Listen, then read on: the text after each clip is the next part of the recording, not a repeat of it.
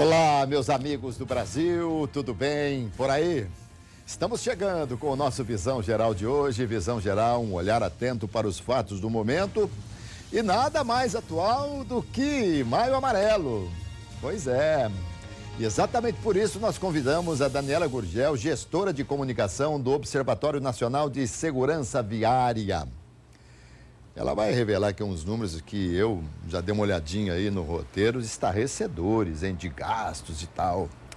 Mas, prazer recebê-la aqui, querida, mais uma vez, muito obrigado, sempre elegante, muito bonita, obrigado, viu? Obrigada, Alberto, um prazer novamente estar aqui com vocês do Visão Geral, um prazer enorme estar podendo aqui falar de trânsito de novo com você, estou à disposição. Pois é, eu não me recordo bem, mas você esteve aqui... Foi no final. No final da campanha? Exatamente. Foi tá. em junho, quando a gente terminou o Maio Amarelo, e aí vocês surpreendentes com toda a repercussão, e aí vocês nos convidaram, e aí, enfim, nós viemos aqui dar o balanço de como foi. E agora a gente vai dizer como vai ser. Então, a sua estreia foi no final e agora o seu retorno é no começo, tá certo? Exatamente. Começou ontem, né, a campanha? Na verdade, a gente começa mesmo no dia 1º. Dia 1º. Tá. Os 31 dias do mês de maio a gente comemora o Maio Amarelo, enfim, fala de Maio Amarelo os 31 dias do mês. Então, assim, a gente já teve algumas ações no dia 1º, né, que é o Dia do Trabalhador, e enfim, aí agora a gente vai o mês inteiro, o mês todo, falando e fazendo mil ações. Daniela, por que maio e por que amarelo? Rapidamente. A história não é curta, mas eu vou resumir para você. Tá. Maio, porque foi em maio de 2009 que a OMS, preocupadíssima, a Organização Mundial da Saúde, preocupadíssima com um excesso de gente morrendo no trânsito, mais de 1.300.000 pessoas, chamou a ONU e disse assim, olha, você precisa fazer alguma coisa junto aos países, alertar os países sobre o excesso de gente que está morrendo, mais de 50 milhões de pessoas vítimas, que não morrem, mas ficam vítimas, ou seja, carregam uma sequela do acidente de trânsito para sempre. 50 milhões em qual período? Num ano. Num ano? Num ano. No mundo, né? Inteiro. No mundo 50 inteiro. milhões, gente? De gente sequelada. Países sequeladas. que não tem isso aí de habitantes. Exatamente, exatamente. Então, assim, a OMS, houve um alerta da OMS para todo mundo, e aí em maio, dia 11 de maio precisamente, de 2010, a ONU assinou lá um decreto e chamou os países membros para que a gente trabalhasse durante uma década, e aí criou-se a década de ação pela segurança no trânsito de 2011 a 2020, para que todos os países assumissem o compromisso de reduzir em 50%. E a cor? Porque o amarelo no trânsito, quando a gente dá de cara com uma placa amarela, é uma advertência, né? E o semáforo amarelo é uma atenção. Então, nós estamos em atenção com relação ao trânsito. Por isso maio, por isso amarelo. E até 2020? Na verdade, assim, foi o compromisso que nós, inclusive o Brasil, assumimos perante a ONU em trabalhar em 5 frentes para que reduzíssemos o número de mortos e feridos no trânsito. Mas, Alberto, o grande alerta é para os países em desenvolvimento. Nos países em desenvolvimento, mata-se 60% desse total. Mata muito mais. Muito mais. Então, assim, desse 1.300.000 mortes, desses 50 milhões de sequelados, os países, 60% dos países em desenvolvimento são responsáveis por esses números. E, Daniela, por quê? Porque, na verdade, falta... uma série de cuidados, de olhar do gestor, estradas, dos governos, tanta coisa assim. Fiscalização, formação, estradas. Até outro dia, os carros brasileiros também, agora que se obrigou a ter ABS, essa coisa toda nos freios, então, airbag, esses negócios, então também isso aí influencia muito, né? Segurança veicular é um dos pilares determinados pela ONU para que todo mundo trabalhe e melhore as condições do veículo para torná-los mais seguros. Só para você ter uma ideia, a Volvo tem um programa que a partir de 2024, nenhum cidadão vai morrer dentro de um carro Volvo. Olha aí, aliás... É um desafio. Eu não sei, mas isso aí é uma máxima que a gente ouve, né? Que um dos carros mais seguros do mundo é da marca Volvo. Exatamente. Isso corresponde à realidade? Corresponde. Olha que merchandising aqui para a Volvo. Vamos atrás da Volvo agora, Pois né? é. Porque uma das responsáveis, a gestora de comunicação do Observatório Nacional de Segurança Viária, fala aqui que a Volvo é um dos carros mais seguros, tem que aumentar demais a venda do Volvo. Na verdade, assim, eu acho que é até assim, um alerta para as outras montadoras, né? Que busquem esse aperfeiçoamento, né? Porque, na verdade, assim, a gente tem um componente humano muito, muito forte na responsabilidade do acidente, né? Enfim, quase 95% da responsabilidade de um acidente diz respeito a nós que estamos lá dentro do carro, né?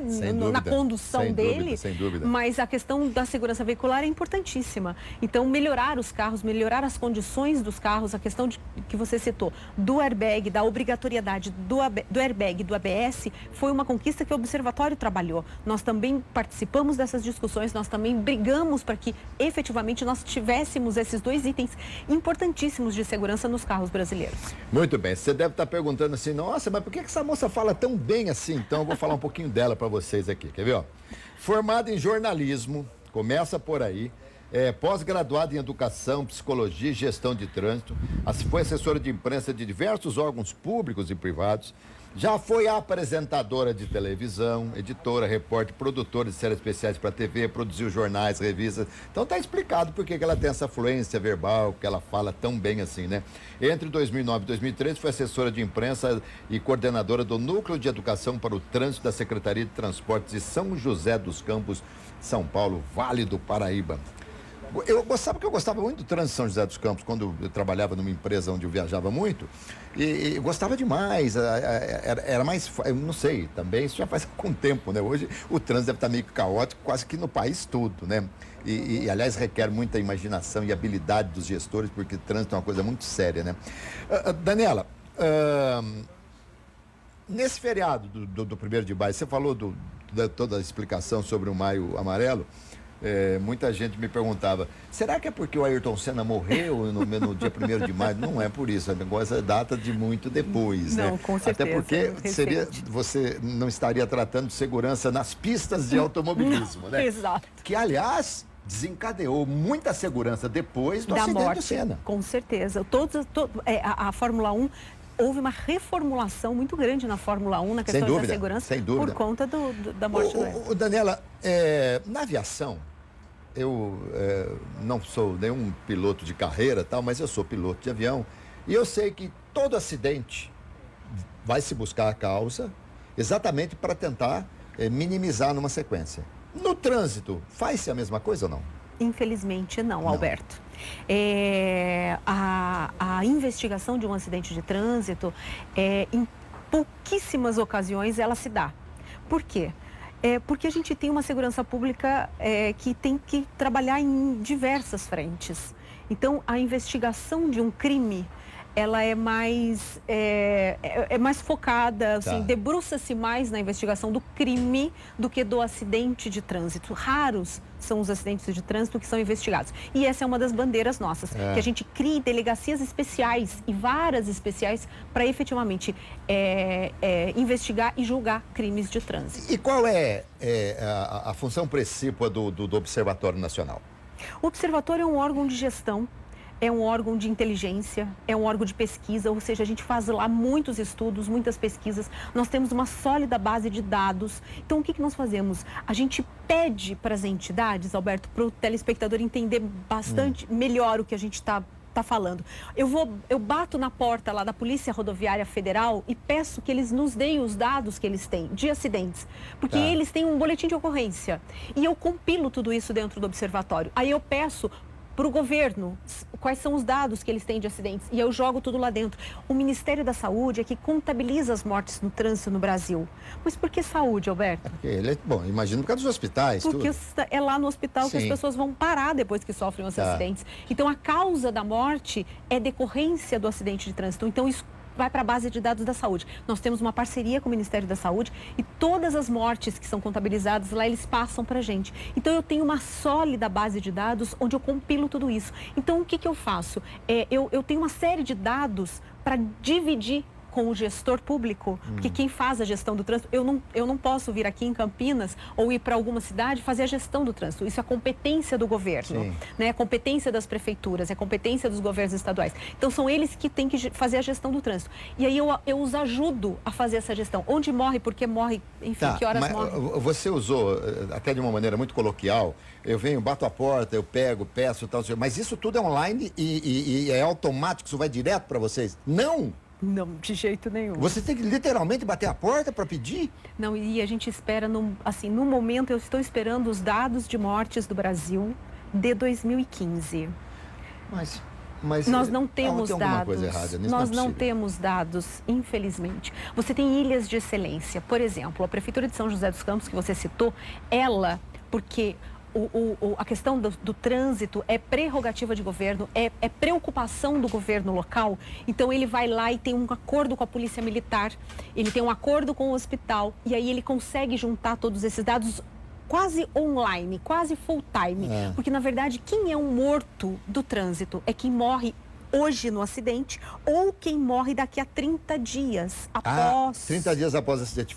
Faleceu... Ainda é responsabilidade do trânsito. Quem que disse isso? Foi o observatório? Não. Isso é prerrogativa, isso é preconizado pela OMS, pela Organização Mundial de Saúde. Então, quem morre a 30 dias depois do acidente também é uma vítima do trânsito. Mas você vê, morreu esses dias, acho que antes de ontem, uma das pessoas que foram prensados por aquele carro alegórico no carnaval. Foi. Aquilo foi um acidente, tá certo? Pois é. Se tivesse sido no trânsito, quantas pessoas vêm a óbito depois de 3, 4 meses em decorrência? Aí não é computado mais como morte de trânsito. Não é mais contado como morte de trânsito. Não é mais contado como morte de trânsito. Porém, será que todos os hospitais, nos rincões do Brasil, será que eles contabilizam a morte uma semana depois como acidente de trânsito? Será que está escrito lá no boletim, de óbito, lá? no boletim, no que sai do hospital para a certidão de óbito?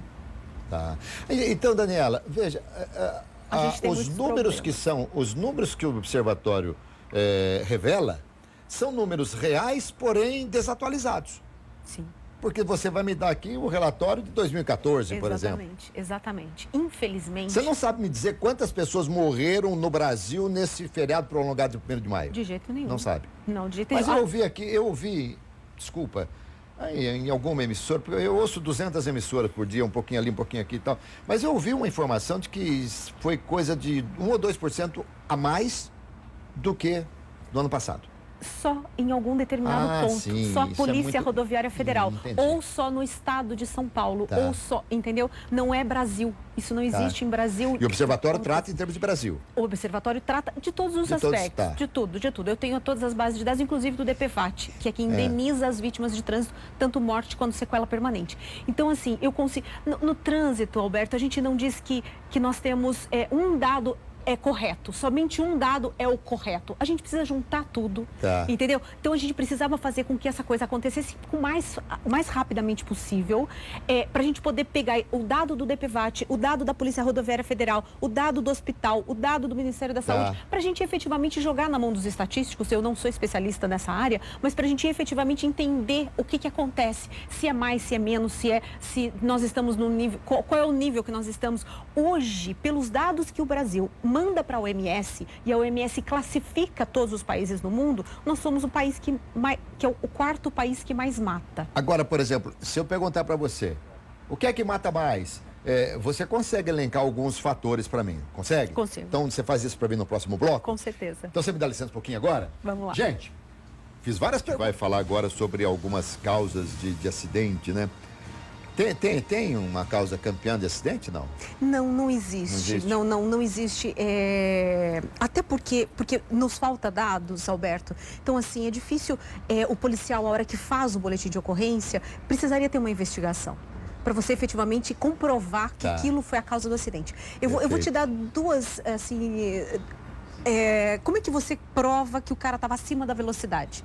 Só se você efetivamente tiver o velocímetro lá travado, ou se houver uma investigação, perícia, etc. Então, isso é uma coisa muito difícil de você. Mas a gente tem algumas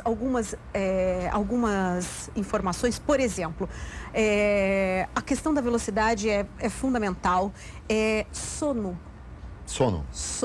Pessoa que cochila no volante. Dirigir com sono, dirigir cansado é muito preocupante. Dirigir falando ao celular, teclando. Tudo isso é preocupante. A distração em trânsito. Eu não posso estar aqui conversando com você e alguém falar alguma coisa comigo, eu automaticamente vou parar de falar com você para poder responder. Mas é natural. Vou falar uma coisa. Eu estou aqui. Quando, por vezes, você escuta qualquer coisa diferente no estúdio, eu tenho que estar com uma atenção voltada para você, para a câmera, para o telespectador e tal. De repente, estúdio televisão, gente, toda hora você sabe como é que é, entra, sai e tal. E a gente tem que ficar concentrado, já não é muito fácil. Então, eu imagino realmente tudo isso aí. E numa velocidade a 100 por hora, 2 segundos que você não esteja com atenção, o que pode acontecer? Exatamente. Então, o desrespeito à legislação é muito preocupante, entendeu? Você desrespeita efetivamente, descumpre a legislação o tempo todo.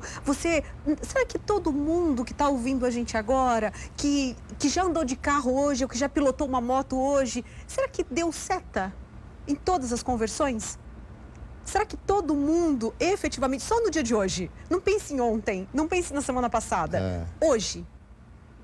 Então é um pouco isso, sabe? Será que quando eu recebo a minha multa, a notificação da infração de trânsito, o que eu fico muito brava, né? Vamos criticar a indústria da multa. Já vamos criar, exatamente. Será que na hora que eu faço isso, na hora que eu recebo lá a notificação por excesso de velocidade, porque eu estacionei no local proibido, porque eu estou falando ao celular, ou porque eu estou sem cinto de segurança, será que foi só uma vez? Pois é. Na verdade, é uma grande reflexão, Alberto. Sem dúvida. É uma grande reflexão. Nós vamos falar ainda sobre esses detalhes aí, né?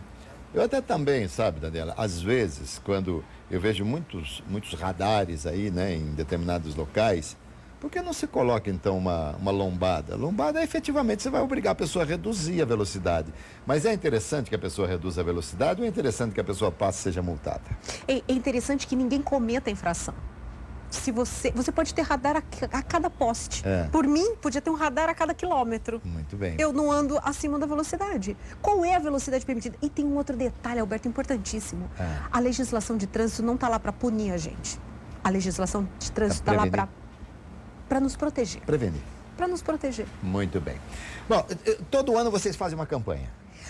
Na verdade, todo ano a gente divulga um mote, né? Na verdade, a gente estuda isso desde novembro e a ideia é fazer com que cada ano o Maio Amarelo traga uma reflexão mesmo, né? Então, assim, o ano passado foi Eu Sou Mais Um por um trânsito mais seguro.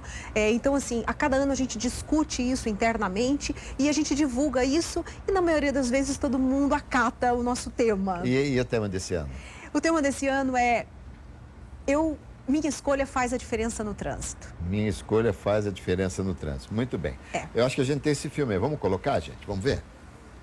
Na vida, você sempre faz escolhas. Escolhe uma carreira, escolhe alguém para ficar ao seu lado, escolhe um lugar para morar, o nome dos filhos, um time para torcer, escolhe o bicho de estimação, o carro que vai dirigir, escolhe os amigos, para onde viajar. Você escolhe digitar ou não enquanto dirige, escolhe se vai ou não vai beber antes de pegar o volante. Você escolhe a velocidade do seu carro, escolhe obedecer ou não obedecer às regras do trânsito, colocar a sua vida e a dos outros em risco, machucar, entristecer, deixar nas pessoas marcas dolorosas para o resto de suas vidas, também é uma escolha que você faz. Da próxima vez que você dirigir, o que vai escolher?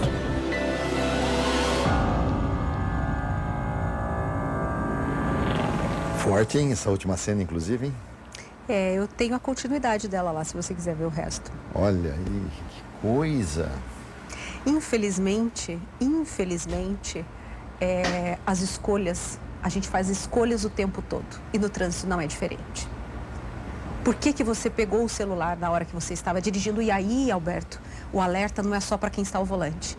Esse cara que foi atropelado estava no celular. O pedestre. O pedestre. O semáforo estava aberto para o carro.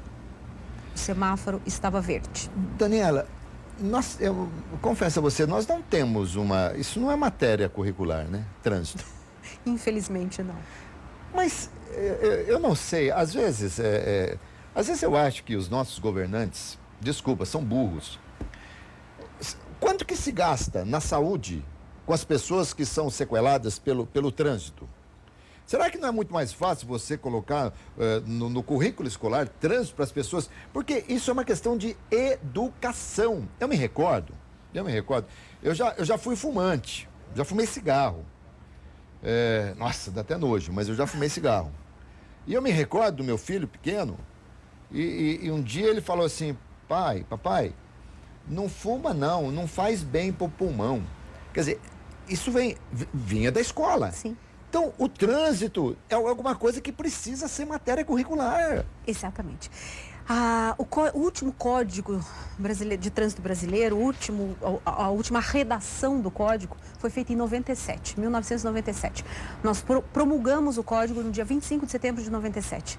O que aconteceu? Lá, pasme você, está previsto que a educação para o trânsito deve estar em todo o ensino fundamental e médio de todas as escolas, tanto particulares quanto públicas. Então já está previsto.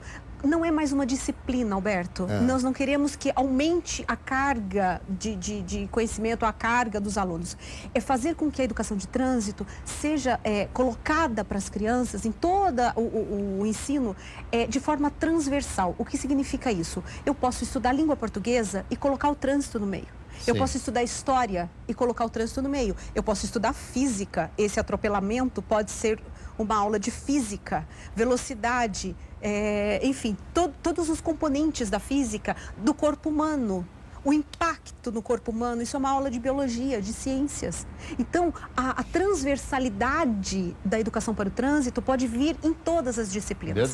Verdade. O Observatório, há 3 anos, trabalha nos conteúdos de educação para o trânsito. Então, eu vou te dar uma boa notícia. Vamos lá. Nós já entregamos ao Ministério da Educação, aprovados pela Câmara Temática de Educação do Denatran, o conteúdo, os 9 livros para o ensino fundamental, tanto do professor quanto do aluno. Eu tive o prazer de fazer a revisão de todo esse material.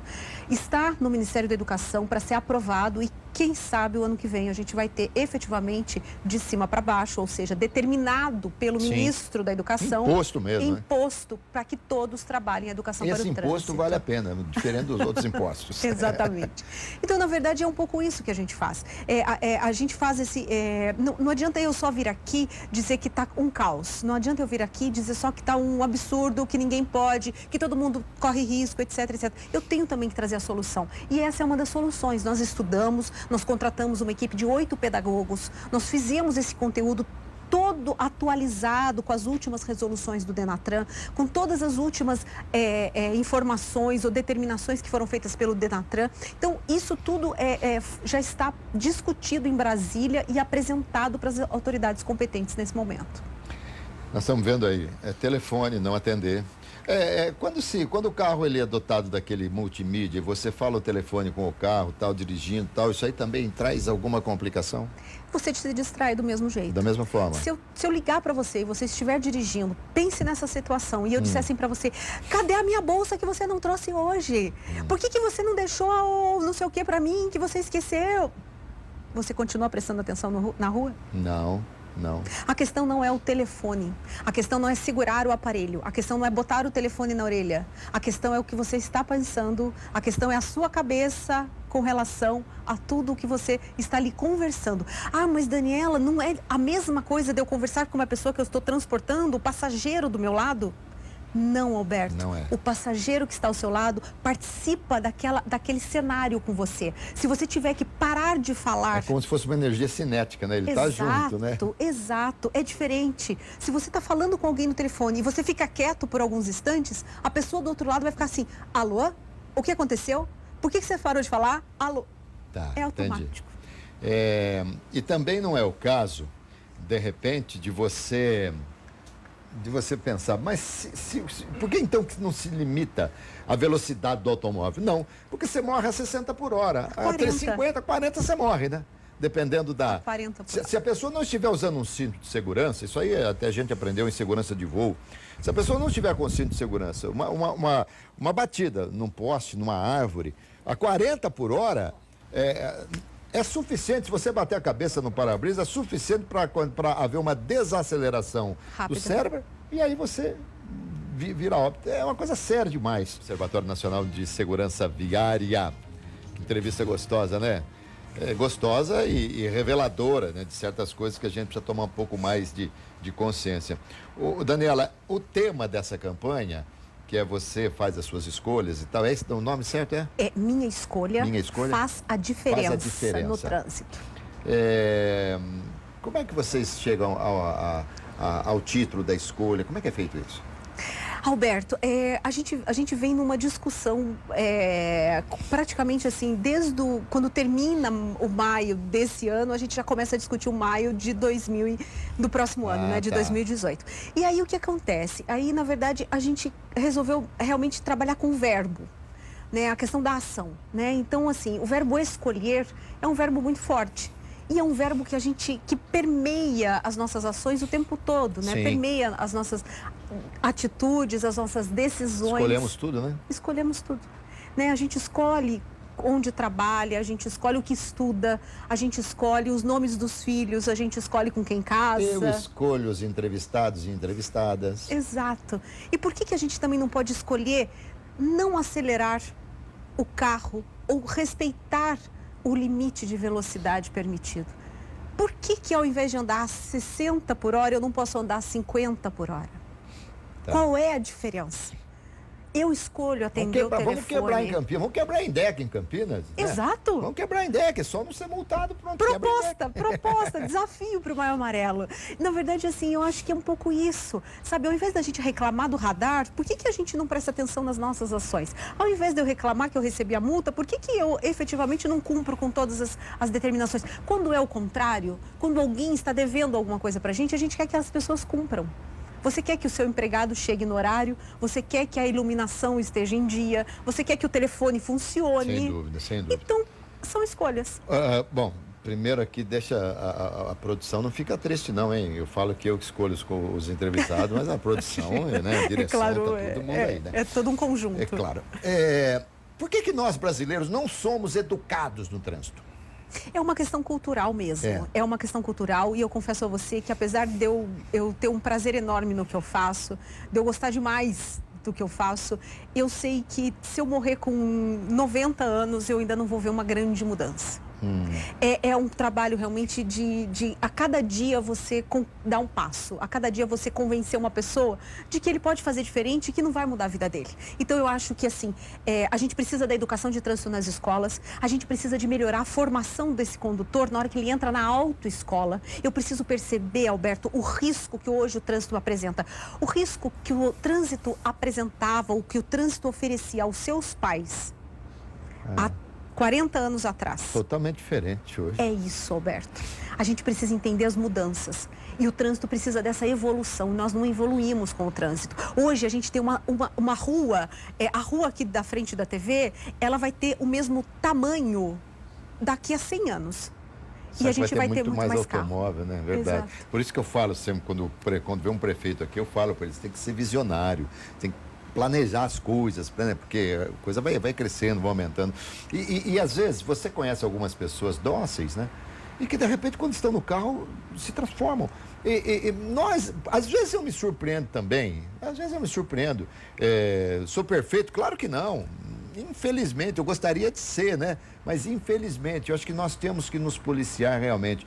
Eu não sei se já falei para você aqui, se já dei esse exemplo. Quando você está andando, tem um carro que dá seta para a direita, você sabe que ele vai entrar à direita, então você, mais do que depressa, você procura sair dele, tenta sair. No entanto, esse mesmo coitado, se ele estiver estacionado e der seta que ele vai sair do estacionamento, ninguém para ele passar. Ele fica. Que coisa impressionante, né? É isso. É assim, será que eu gostaria, será que eu faço tudo no trânsito que eu gostaria que fizessem comigo? É um pouco isso. Eu quero contar uma história rápida para você. O Observatório está fazendo um trabalho numa cidade do noroeste de Minas chamada Paracatu. É uma cidade que é mais perto de Brasília do que de Belo Horizonte. Tá. E aí eu trabalho lá eu vou para lá, há 6 meses eu vou a Paracatu, passo uma semana do mês lá e eu converso muito com lá é uma cidade que tem exploração de uma série de minérios, assim como toda Minas Gerais. Sem dúvida. E aí eu converso com algumas pessoas que não têm uma escolaridade altíssima, mas então assim, segundo grau completo, ou às vezes nem isso. E eu estive lá, fiz uma conversa com os trabalhadores em janeiro, que foi sobre o cinto de segurança. Por que eu uso o cinto de segurança? Será que todo mundo sabe por que eu uso o cinto de segurança? Primeiro, porque é para não levar multa. Né? Não é para me proteger. Eu não uso o cinto para me proteger. Eu uso o cinto para que eu não seja multado. E na verdade o objetivo não é esse. Qual é a consequência de eu estar sem cinto, além de levar a multa? É que eu vou me machucar muito sério sem dúvida. Sem o cinto. E eu comecei a conversar com o pessoal, expliquei para eles fisicamente por que eu preciso do cinto no carro a 30, 40, 60 por hora, que dirá 120. E aí, beleza, passou um mês, passou 2 meses, no terceiro mês que eu estava lá, conversando com os mesmos funcionários, um dos senhores, realmente um senhor de cabelos brancos, me disse assim, pediu a palavra na nossa roda de conversas, uma conversa de 20 minutos. E me disse assim, eu queria dizer uma coisa para a senhora. Desde o dia em que a senhora me disse que eu poderia quebrar meu pescoço, porque eu vou bater a minha cabeça no teto do carro, se eu bater o carro a 40 ou a 50 por hora, porque o teto do carro é mais baixo no banco de trás, quando você está atrás do carro, você está com a cabeça mais perto. Isso. Então, mais importante até usar o cinto no banco de trás do que no banco da frente, em termos de segurança. Ele me disse assim, eu nunca mais deixei de usar o cinto. Olha que legal, né? Nenhum passageiro, nenhum dos meus filhos que entra no meu carro hoje anda sem cinto, dona Daniela. Tirando a senhora da frase que ele falou, o resto foi maravilhoso, né, Daniela? Alberto, eu acho que é um pouco isso, as pessoas não têm informação. Mas é verdade. Né? É o jeito de explicar. Isso aí é o seguinte, até na televisão, eu acho que a televisão ela tem a função principal de informar, mas ela é formadora também. Exato. De uma maneira geral, todas as grandes redes deveriam ter, mas infelizmente você vê muita coisa em novelas, essas coisas todas aqui, o que aparece de bandido em novela, o que aparece de traficante em novela, as pessoas deveriam ter um pouquinho mais de discernimento para fazer com que a coisa se encaminhasse para outro caminho, mas tudo bem, não serei eu a mudar esse comportamento, mas eu gostaria realmente que fosse diferente. Bom, educação é uma coisa muito séria. Nós falamos aqui de alguns itens, cinto de segurança, do telefone celular, da velocidade. Telefone celular, existe, já que você falou de escolhas, existe alguma coisa que eu possa, por exemplo, escolher e colocar no meu carro algum dispositivo que iniba o telefone, que bloqueia o telefone? Existe isso? Já existe, sim, isso. Na verdade, é um teste que está sendo feito na Coreia do Sul. É uma das fabricantes de telefone que está testando isso, que é o seguinte, se o aparelho está acima de 10 por hora, numa velocidade, se ele atinge uma velocidade de 10 por hora, eu quero dizer só para você que você pedala acima de 10 por hora. Sim. Pra você ter uma ideia. Não falaria... Também. E tem gente até que fala andando de bicicleta e de moto. Exatamente, não vamos nem entrar nesse mérito. Então, assim, o telefone acima numa velocidade de 10 por hora, ele é bloqueado pela operadora. Então, não pela operadora, pelo aparelho. O aparelho bloqueia, e aí se eu ligar para você e você estiver dentro acima de 10 por hora com o seu telefone, você não vai receber a minha ligação. A ligação vai cair direto na caixa postal. Já existem esses testes. Mas eu confesso a você, Alberto, que eu não sou muito adepta desse tipo de tecnologia. Eu acho que a gente precisa se conscientizar. Eu acho que do mesmo jeito que eu não vou pular de um prédio de 4 andares sem um motivo justo, ou se tem uma rede lá embaixo para me segurar, se eu não vou saltar de paraquedas no avião sem o paraquedas, eu acho que é isso que a gente não pode fazer, é consciência. Você falou 2 coisas que eu não faço de jeito nenhum. Nem salto de 4 andares com rede e também não salto do avião de paraquedas de jeito nenhum. Nada, nem sei, você imagina então. Pessoas que se acidentam no trânsito com tratamento, aquela coisa toda. São só as que morrem. Só as que morrem? Só as que morrem. Cada morte tem um custo no trânsito. Para o governo. Vou te explicar. Na verdade, assim, hoje nós estamos aqui, eu aqui, você aí, e toda a sua equipe aqui trabalhando. Nós estamos produzindo. Sim. O quanto nós estamos produzindo? O quanto cada um desses rapazes que estão aqui, as suas produtoras... tem que produzir muito, porque eles ganham muito aqui. Então, exatamente. Eu imagino que sim, tá todo mundo sorrindo aqui para mim, eu tô vendo. Se amanhã um deles faltar, qual é a expectativa de vida do brasileiro, Alberto? Hoje é mais ou menos em torno de 75 anos, 77 anos. O quanto esses rapazes iriam produzir, eu estou falando só com eles, a idade, até lá. tudo Exatamente. Bem. Esse é o custo da morte. O Brasil jogou fora. É o lucro fora. cessante do país. Exato. É o que a gente realmente contribui para melhorar, ou contribui em todos os aspectos, contribui com estar aqui, contribui com os impostos que pagam, Sim. Contribui com tudo. Com a Previdência, que o presidente está mudando, Exatamente. né? O presidente não, o Congresso e tal. Exatamente. Então, assim, quanto custa uma morte no trânsito? Em 2014, o Brasil matou 43.760 pessoas. O Brasil matou, em 2014, um brasileiro a cada 12 minutos no trânsito. Olha. Se nós não tivéssemos matado ninguém no trânsito em 2014, nós economizaríamos 56 bilhões 56 bilhões de reais. Isso aí nossa, não dá nem para calcular quanto que é do PIB brasileiro, hein? É em torno de um quarto do PIB. Um quarto do PIB brasileiro. Um quarto do PIB. Mas, e aumentou ou diminuiu de lá para cá? Então a gente está esperando os números de 2015. Mas que não, olha, vamos imaginar, se forem os mesmos números, nessa nossa entrevista aqui morreram quase 10. Exato, quase 10 pessoas. No trânsito. Na verdade é por uma hora, né? A gente, 5 pessoas. Não, 12 minutos que você falou? A cada 12 minutos. A cada 12 minutos aqui, não, vai dar, é isso aí mesmo, umas 7 a 8 pessoas. 7 a 8 pessoas morreram em uma hora. Em uma hora. Em uma hora. Eu não estou contabilizando nessa conta que foi feita, esse estudo é do IPEA, o Instituto de Pesquisas Aplicadas do Brasil. É uma metodologia feita pelo IPEA que nós atualizamos ela em 2014. Se a cada ano a gente perde mais ou menos 44 mil pessoas, a gente está desperdiçando, jogando no lixo esse valor. Eu não estou contando, Alberto, as pessoas que ficam sequeladas. Quem para de trabalhar e vai para uma cadeira de rodas. Quem para de trabalhar e vai para uma cama e vai parar outra pessoa também, né? E você não está contando aquelas pessoas que morreram 31 dias ou 32 dias, 33 dias após o acidente, né? Porque não são contabilizadas como morte no trânsito. Não, eu estou contabilizando os números oficiais do governo brasileiro. Onde se morre mais, na cidade ou na estrada? Não existe essa divisão de estrada ou cidade. Na verdade, assim... pouco importa pra gente. Os acidentes nas estradas são menores, são menos acidentes. Nas cidades tem mais acidentes, mas a violência dos acidentes na estrada por conta da velocidade. E agora, mais. Os acidentes de moto são muito mais fatais, né? Imagino. Sim. E morre-se muito mais gente em acidente de moto do que de carro. Não existe também essa... Não é isso. Trânsito é uma coisa local. Né? O trânsito de Campinas é diferente do trânsito de Piracicaba, que é diferente do trânsito de Indaiatuba, que é diferente do trânsito de Paracatu. Sim. Então, o que a gente tem? A gente tem, por exemplo, a gente tem 11 estados hoje no Brasil que tem uma frota de motocicleta maior do que de automóvel. 11 estados. 11 estados. Mais do norte? Mais do norte e nordeste. Mais do norte e nordeste. Nesses estados... A moto é realmente o motociclista. Até pelo número, né? O motociclista é. Então tem muito disso. Mas para você ter uma ideia, nos estados de São Paulo e Rio de Janeiro, que são os estados mais populosos que nós temos, quem morre mais, ou seja, o mais vulnerável no trânsito hoje é o pedestre. Pedestre. Ou seja... O atropelamento é uma coisa seríssima. Seríssima.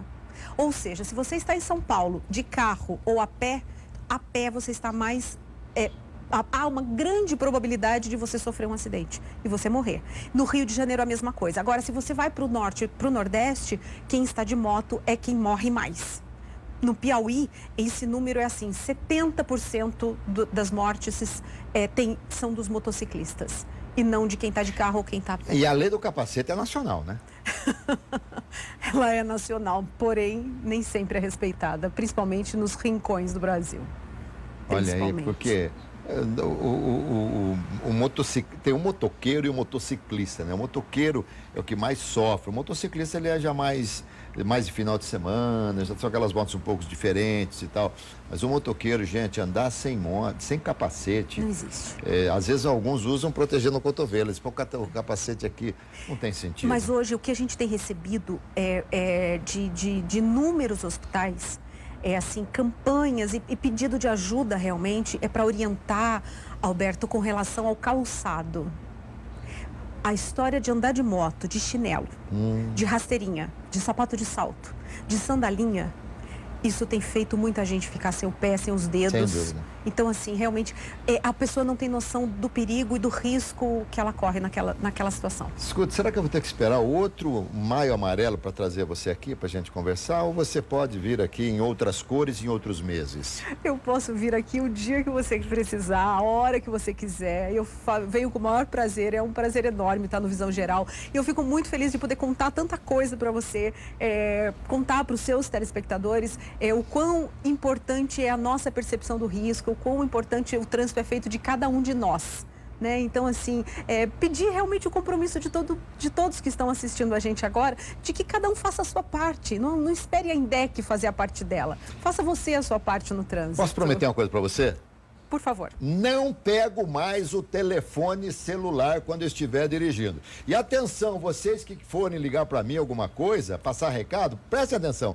Telefone celular é conforto meu. Não é das pessoas, é pro meu conforto. E você me convenceu, não pego mais, tá bom? Eu fico muito feliz. Adorei a sua decisão e espero que isso contagie todo mundo que está assistindo a gente. Haverá de contagiar. Conversei aqui com essa moça bonita, simpática, agradável, Daniela Gurgel, gestora de comunicação do Observatório Nacional, que fica em Indaiatuba. E olha, gente, é de segurança viária, claro, Observatório Nacional de Segurança Viária. Eu espero que vocês tenham gostado. Eu gostei demais, aprendi muita coisa e saio daqui sem usar o telefone celular no carro, tá bom? Vambora, querida? Vamos. Foi ótimo. Foi muito bom. Viu?